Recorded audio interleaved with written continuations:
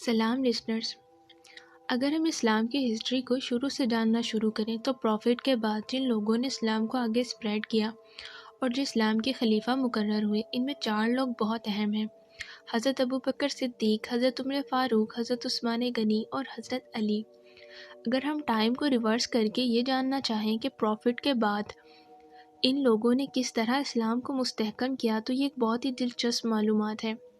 اسلام میں خلیفہ کا بیسک مطلب ہوتا ہے نائب، اور خلیفہ کی ٹرمز کسی بادشاہ سے بالکل مختلف ہوتی ہیں۔ ایک خلیفہ اپنی مرضی سے نہ تو گورنمنٹ اور رولز بنا سکتا ہے نہ عوام کی، بلکہ بالکل اسلامک آئیڈیالوجی کو فالو کر کے وہ گورنمنٹ کو چلاتے ہیں، اور وہ عوام میں ہی سب سے اچھے فرد کو چوز کیا جاتا ہے جو انصاف کرنے والا اور سب سے بہترین انسان ہو۔ وہ بہت سے دوسرے مسلمانوں کی رائے سے خلیفہ سلیکٹ ہوتا ہے، اور اسلامک آئیڈیالوجی میں خلیفہ کے بعد اس کے بیٹے کے بیٹھنے کا کوئی حق نہیں ہے اگر وہ واقعی حکومت چلانے کا اہل نہ ہو تو۔ ہم سب سے پہلے اسلامی خلیفہ حضرت ابوبکر صدیق کی خلافت کے دور کو جان سکتے ہیں۔ حضرت ابوبکر صدیق ایک بہت ہی نرم دل اور شفیق انسان تھے۔ ہی از اے ویری کائنڈ پرسن۔ اس دور کو جاننے سے پہلے آپ کو عربک لوگوں کے بارے میں کچھ دلچسپ باتیں بتاتے ہیں۔ عرب کے لوگ 100 آف ایئرس سے پہاڑوں، ریگستانوں، ماؤنٹینز اور ڈیزرٹس میں محنت کی زندگی گزار رہے تھے۔ وہ روف آف اسکائی یعنی آسمان کی چھت کے نیچے کھلے میدانوں یا بالوں سے بنے ہوئے ٹارٹ کے چھوٹے چھوٹے خیموں میں رات کو تھک کر پڑے رہتے تھے۔ ان کے یہ خیمے اونٹ کے بالوں سے بنائے جاتے تھے۔ ان کی غذا بھی اونٹ کا دودھ ہوتی تھی۔ وہ جسم کو چھپانے کے لیے اونٹ کے بالوں سے ہی کپڑا تیار کرتے تھے۔ ان کی پیٹھ پر بیٹھ کر سفر کرتے تھے، اور جس کے پاس جتنے زیادہ اونٹ ہوتے وہ اتنا زیادہ رچ سمجھا جاتا تھا۔ وہ اس جنگل، پہاڑ، ریت اور اونٹ سے اس قدر مانوس تھے کہ ان کی باتیں سن کر حیرت ہوتی تھی۔ مثلاً وہ اونٹ کا فٹ سٹیپ یعنی کہ پاؤں کا نشان دیکھ کر جان لیتے تھے کہ نر ہے یا مادہ، میل ہے یا فیمیل، عمر کیا ہے اور کون سی نسل سے ہے۔ ریت کی سطح پر نظر ڈال کر بتا دیتے تھے کہ پانی کس قدر گہرائی سے نکلے گا۔ ریت پر ہواؤں کے اثرات پہچانتے تھے اور آئندہ کے لیے پریڈکشن کرتے تھے کہ موسم کیسا ہوگا۔ دن میں سایہ اور رات میں آسمان کے تاروں پر نظر ڈال کر صحیح وقت جان لیتے تھے۔ کسی انسان کے فیس کے فیچرز یعنی کہ نین نقش، باڈی پارٹس اور باڈی شیپ دیکھ کر یہ بتا دیتے تھے کہ یہ فلاں ٹرائب کا یعنی قبیلے کا آدمی ہے۔ غرض ان کی دنیا انہی چیزوں سے تعلق رکھتی تھی، اور وہ ان کے استعمال میں کامل درجے کی مہارت رکھتے تھے۔ وہ آپس کی لڑائیوں میں جان پر کھیل جاتے تھے، مگر ان کی لڑائیاں برے مقصد کے لیے ہوتی تھیں اور آئے دن ہوتی تھیں۔ ان جنگوں نے ان کی اسٹرینتھ کو مٹا کر رکھ دیا تھا۔ اسی وجہ سے آس پاس کے ہمسایہ ممالک نے ان کو دبوچ رکھا تھا اور ان کو اپنے زیر اثر کر رکھا تھا۔ وہ ان کو کافی حقارت سے دیکھتے تھے۔ عربوں کو بدو بھی کہا جاتا تھا۔ انتہا کے جینیس ہونے کے باوجود ان کی اس بلا وجہ کی آپسی لڑائی اور جاہلیت نے ان کی صلاحیتوں کو تقریباً چھپا دیا تھا، مگر اب وہ اسلام لا چکے تھے، اور پروفٹ محمد صلی اللہ علیہ وسلم کی لیڈرنگ نے ان کے خیالات اور سوچ کو زبردست قسم کی ترقی دے دی تھی۔ وہ دنیا کی ریالٹی کو ریئلائز کر کے اس دنیا کے پار اور بعد میں آنے والی ریالٹی کو بھی مان گئے تھے۔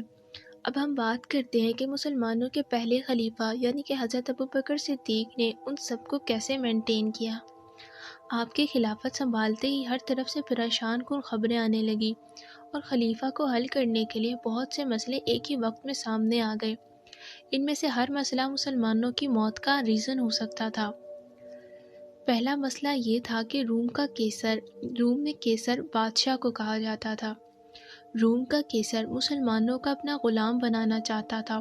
اس کے مقابلے پر پروفٹ محمد نے صلی اللہ علیہ وسلم کے حکم کے مطابق پورے اسلامی لشکر کی رومی سرحدوں پر روانگی ابو بکر نے کروانی تھی۔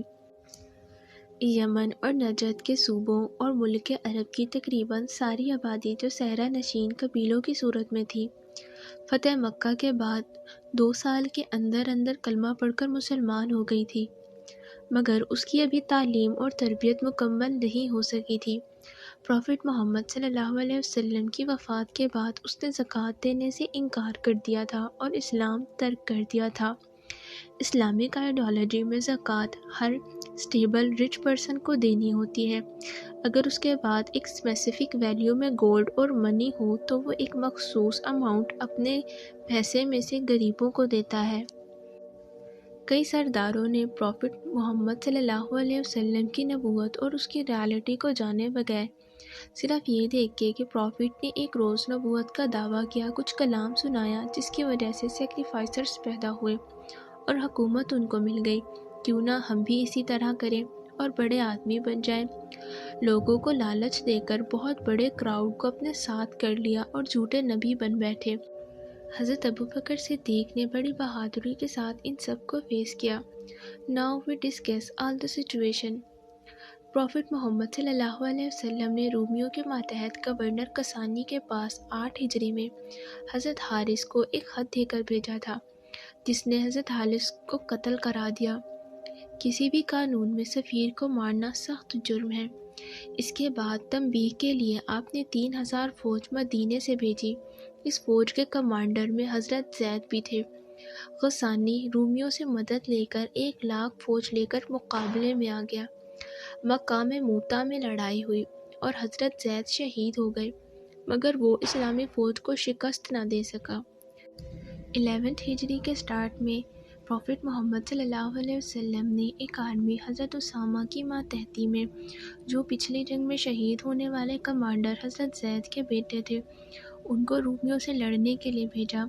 یہ آرمی ابھی روانہ ہی ہوئی تھی کہ پروفٹ صلی اللہ علیہ وسلم کی بیماری کی خبر اسامہ کو ملی اور وہ فکر مند ہو کر ٹھہر گئے۔ پھر آپ کی وفات کی اطلاع ملنے پر وہ اس آرمی کو لے کر پروفٹ محمد صلی اللہ علیہ وسلم کے جنازے میں شریک ہونے کے لیے واپس آ گئے۔ حضرت ابو بکر نے خلیفہ ہونے کے بعد سب سے پہلے حضرت اسامہ کے اس لشکر کو پروفٹ کے حکم کے مطابق روم کے بارڈر پر موتا بھیجنے کا ارادہ کیا۔ موتا اس جگہ کا نام ہے جہاں پر بیٹل ہونی تھی۔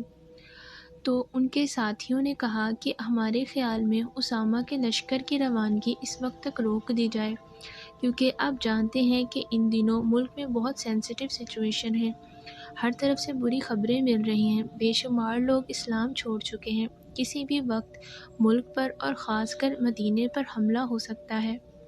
لیکن خلیفہ حضرت ابو بکر پروفٹ محمد صلی اللہ علیہ وسلم کے ڈیسیشن کو ڈیلے نہیں کرنا چاہتے تھے، وہ خود کو اس بات کا حقدار ہی نہیں سمجھتے تھے۔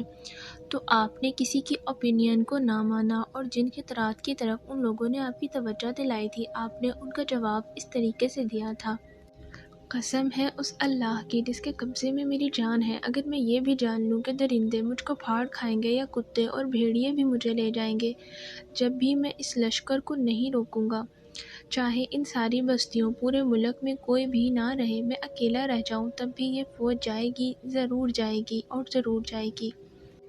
یہ حقیقت ہے کہ حضرت ابو بکر اگر ان لوگوں کا مشورہ مان لیتے اور فوج نہ بھیجتے تو پروفٹ کی مخالفت کا پہلا بیج امت میں پڑ جاتا، اس لیے کہ پروفٹ نے فوج بھیجنے کا آرڈر دیا تھا اور پھر اپنی وفات سے پہلے بار بار اس کی تاکید فرماتے رہے تھے۔ اس فوج کے کمانڈر ان چیف حضرت اسامہ تھے، جو پچھلے کمانڈر حضرت زید کے بیٹے تھے، اور حضرت زید پروفٹ کے مشہور غلام تھے، لیکن ان کے بیٹے کافی ینگ تھے اور کیونکہ وہ ایک غلام کے بیٹے تھے اس لیے بعض لوگ ان کو کمانڈر کی حیثیت سے قبول نہیں کر پا رہے تھے۔ وہ ان کی کمانڈر کی وہ حیثیت پسند نہیں کرتے تھے، لیکن ان کی ہمت نہیں ہوئی کہ خود جا کر اس بارے میں خلیفہ سے کہیں، اس لیے انہوں نے خلیفہ کے بہترین ساتھی حضرت عمر کو بھیجا۔ انہوں نے ابو بکر سے کہا، آپ لشکر بھیجتے ہیں تو کسی آنرڈ فیملی کے مڈل ایج کے آدمی کو اس کا افسر بنائیے، جو طبیعت اور ارادے میں مضبوط اور لڑائی کا کام اور ہنر سے اچھی طرح واقف ہو، مگر آپ نے ان کی بات کو شدید غصے میں رد کر دیا۔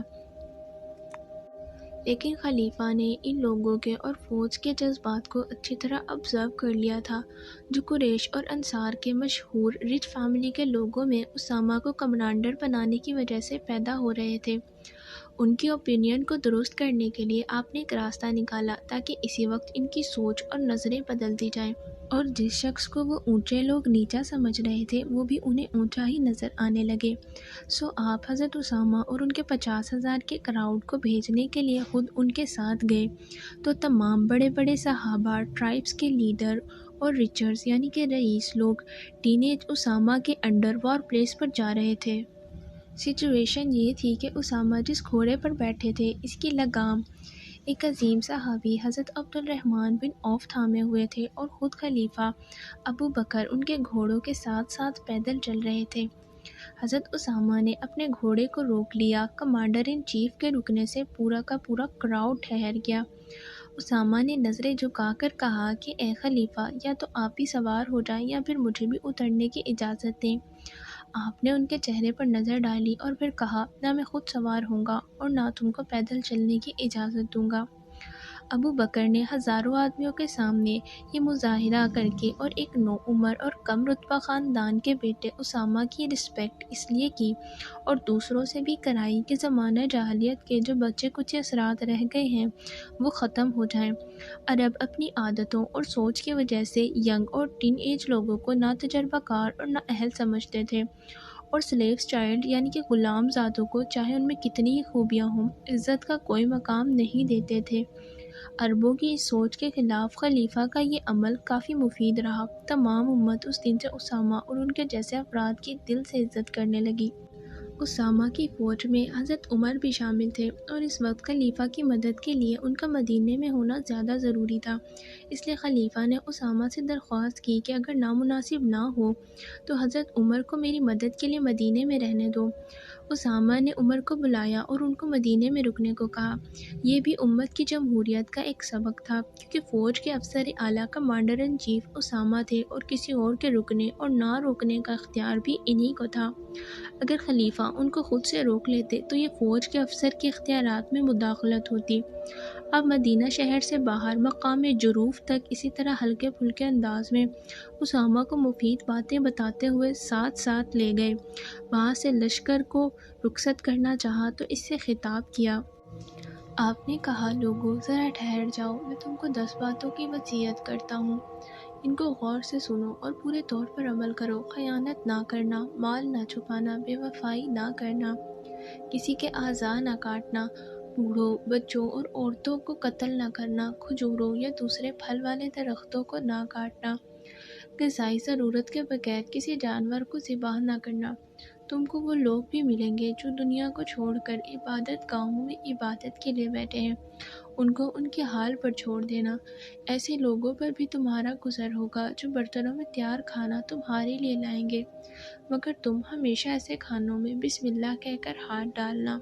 اچھا، اب اللہ پر بھروسہ کرو اور اس کا نام لے کر روانہ ہو، وہ تمہیں دشمنوں کے نیزے، تلوار اور طاعون سے بچائے۔ اسلامک ہسٹری کا یہ سب سے بڑا کراؤڈ، جس کی تعداد 50,000 تھی، 11 ہجری کو مدینہ شہر سے روانہ ہوا۔ اس نے شام کے بارڈرز کے علاقوں بلقاء اور قداء میں کئی لڑائیاں لڑیں۔ شامی، رومی اور غسانی فوجیں مسلمانوں کے شدید حملوں کے مقابلے میں ایک دفعہ بھی جم کر نہیں لڑ سکیں۔ اسامہ کو ہر حملے میں کامیابی ہوئی۔ ان کی قوت اور بہادری کی دھاک عیسائیوں کے دلوں پر بیٹھ گئی تھی۔ That was the first problem he solved۔ یہ پہلا مسئلہ تھا جو آپ نے کامیابی سے سلجھا لیا تھا۔ اس کے بعد آپ مرتدین اور جھوٹے نبیوں سے کیسے لڑے؟ اس ساری انفارمیشن کے اوپر ویڈیو میرے نیکسٹ پارٹ میں آئے گی، so stay tuned with me۔